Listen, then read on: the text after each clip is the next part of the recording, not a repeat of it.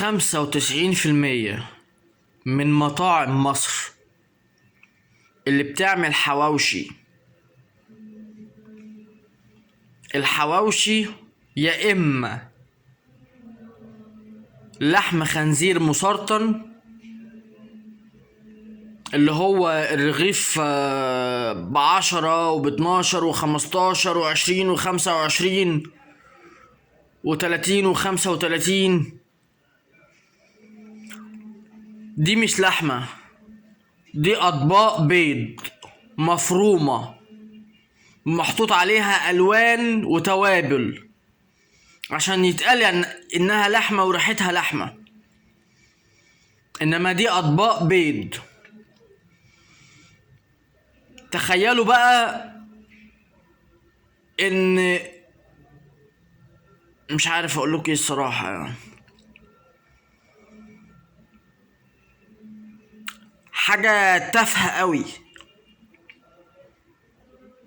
تن اطباق البيض ب5 جنيه، مش كيلو اطباق البيض ب5 جنيه، لا، تن اطباق البيض ب5 جنيه. اطباق البيض المعفنة المقطعة اللي خلاص انتهت هتترمي في الزبالة، التن منها ب5 جنيه، وياخدوها يفرموها ويحطوا عليها الوان وتوابل ويعملوها حواوشي ويبيعوها للناس.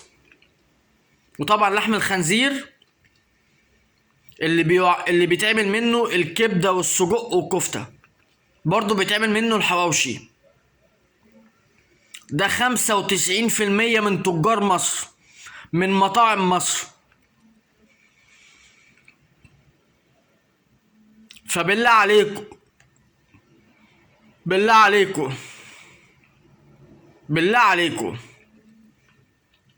ابعدوا عن الاكلات دي، قطعوا الاكلات دي، لان مفيش